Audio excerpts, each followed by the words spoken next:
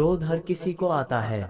जब भी किसी की बात बुरी लगती है या किसी का व्यवहार पसंद नहीं आता है तो गुस्सा आ जाता है, और एक बार जब यह आता है तो फिर दिमाग से निकलने का नाम नहीं लेता।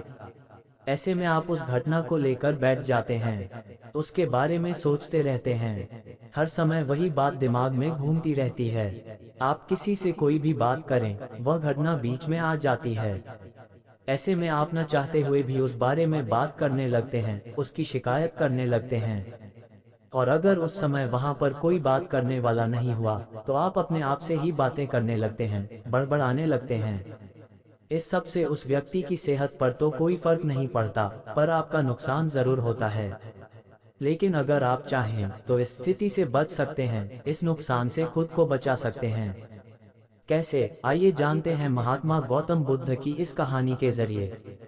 दोस्तों, वीडियो शुरू करने से पहले आप सभी से निवेदन है, चैनल को सब्सक्राइब कर ले और बेल आइकॉन को दबा दे, लाइक भी कर दे। एक बार की बात है, एक गांव में गौतम बुद्ध का प्रवचन चल रहा था। वे कह रहे थे, जब हम क्रोधित होते हैं तो दूसरों को नुकसान पहुंचाने की कोशिश करते हैं, लेकिन उस समय हम इतने आवेशित हो जाते हैं कि हमारी सोचने समझने की ताकत समाप्त हो जाती है।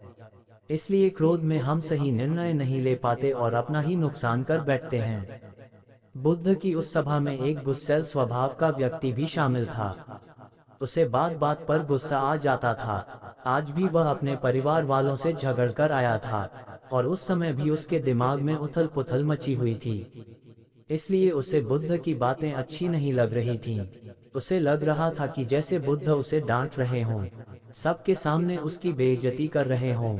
इससे उस व्यक्ति का क्रोध भड़क गया। वह अपनी जगह से उठा और बुद्ध के पास जा पहुंचा।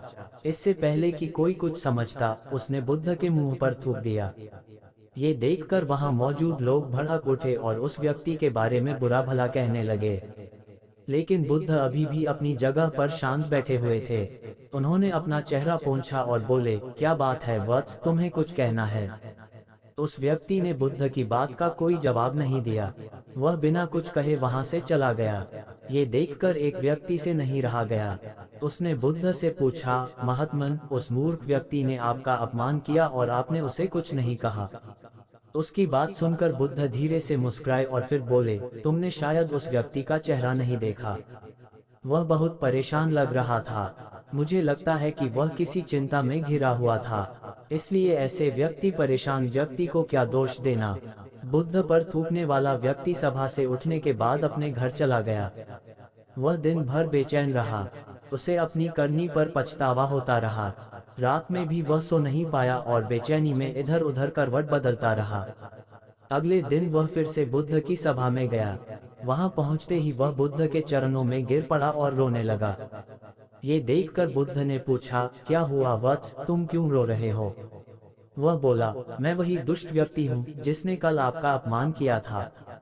पता नहीं कल मुझ पर ऐसा कौन सा पागलपन सवार हुआ जो मैं ऐसी घृणित हरकत कर बैठा। कृपया मुझे क्षमा कर दें। बुद्ध बोले, कल की बातें तो कल ही समाप्त हो गईं वत्स। कल के बारे में आज क्या सोचना। अगर मैं उस घटना के बारे में सोचता रहता, क्रोध करता, तो उससे तो सिर्फ मेरा दिल दुखता।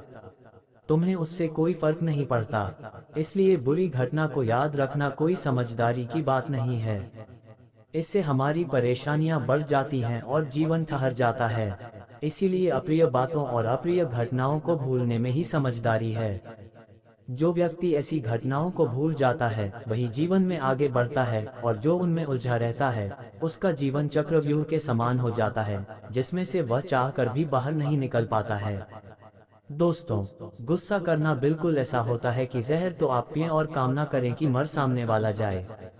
इसलिए जब भी कभी आपको गुस्सा आए तो इस बात को ध्यान में रखें कि अगर आप किसी से नाराज होते हैं और रूठकर चुपचाप बैठे जाते हैं तो आप अपना ही नुकसान करते हैं। इससे आपके समय का तो नुकसान होता ही है, आपके शरीर का भी नुकसान होता है। इसलिए अप्रिय बातों और अप्रिय घटनाओं को लेकर बैठना कोई हल नहीं है। बेहतर है कि उन्हें भूलकर आगे बढ़ें। तभी आप जीवन के प्रवाह के साथ अपने आप को जोड़ पाएंगे और जीवन का आनंद ले पाएंगे। हम में से ज्यादातर लोग यही समझते हैं कि हमारे दुखों का कारण कोई दूसरा व्यक्ति है, और जब हम ऐसा मानते हैं तो हम अपने स्वयं नियंत्रण की कमी और अक्षमता को अनदेखा कर रहे होते हैं। वास्तव में ये हम पर निर्भर करता है कि हम दूसरों के द्वारा प्रदान की गई नकारात्मकता को स्वीकार करते हैं या नहीं। अगर हम नकारात्मकता को स्वीकार करते हैं तो हम अपने पैरों पर कुल्हाड़ी मारते हैं, और जब हम उसे अस्वीकार कर देते हैं तो घृणा, क्रोध, हिंसा हर किसी से मुक्त हो जाते हैं।